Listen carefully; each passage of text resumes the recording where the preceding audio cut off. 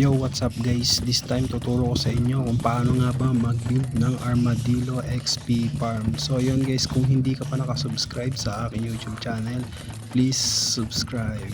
Simulan na natin to. Let's go! Magbasag tayo dito ng dalawang block. Yan. Tapos lagay na tayo dito ng sand. Then dito sa likod ng butas na to ay maglalagay tayo ng block. So tatlong block yan. Then isang block dito. Yan. Sabay yung composter guys, ilalagay natin dito sa tapat. Yan. Then pag after nyan, maglalagay tayo ng temporary block guys. Dito maglalagay tayo ng temporary block. Yan. Tapos dispenser guys, para mailagay natin yung dispenser yan. Then basagin natin yung temporary block. Dito sa dispenser, maglalagay tayo ng button.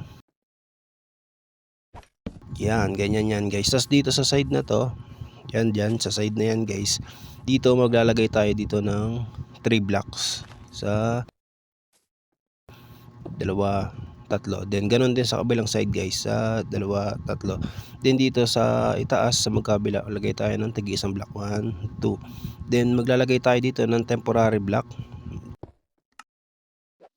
sabay fence. Yan. Tapos basagin natin yung temporary block nito. Basagin nga yan.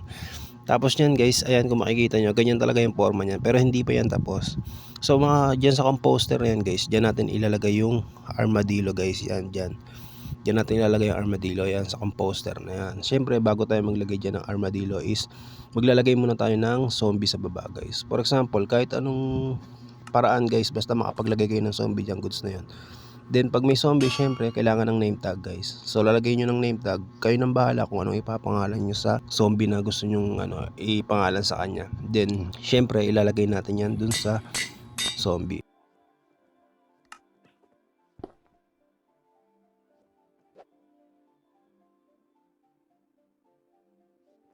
Yan, ayoko na.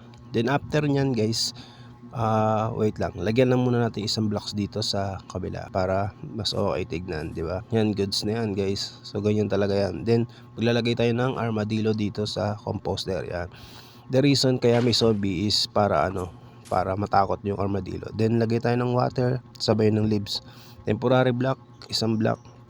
Tapos maglalagay tayo ng, basagin natin yung temporary block. Then maglalagay tayo dito ng trapdoor. Ay, nalaglag. Tagay tayo dito ng trapdoor guys. Yan, trapdoor. Yan, ganyan talaga yung style niyan. Tapos then maglalagay tayo ng dalawang temporary block guys.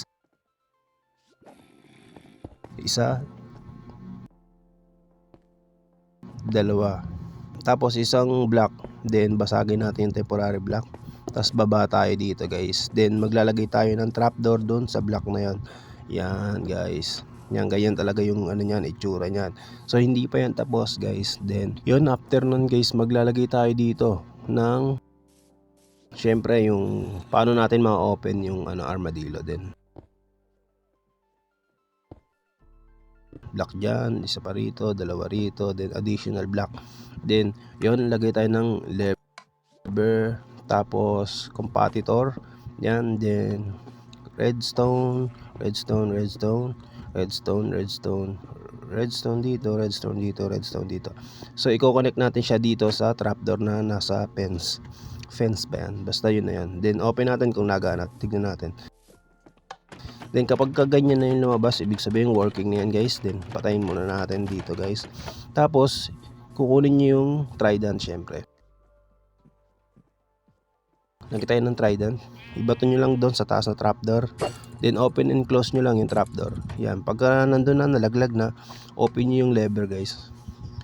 Yan, on yan. Then ganyan nyo naman kinalabasan yan. Yan, ganyan talaga ang forma nyan guys. Then after nyan guys, maglalagay tayo dito sa dispenser ng infestation potion. Yan yung guys, nagti-trigger ng para magkaroon ng silverfish. Then maglagay tayo dito ng cactus. Yan, sa sand na yan guys. Yan. So all goods na yan guys, nakaset na ang lahat. Pagka ganyan nakaset na ang lahat, pwede na nating i-click yung button dito sa dispenser. Yan. Diyan na magsisimula yung magkaroon tayo ng XP. Tignan nyo naman guys. Di ba? Napaka-effective dito guys sa mga gusto talagang mag-enchant ng armor. So ito, highly recommended ko guys, Armadillo XP Farm. So napakabilis ng XP.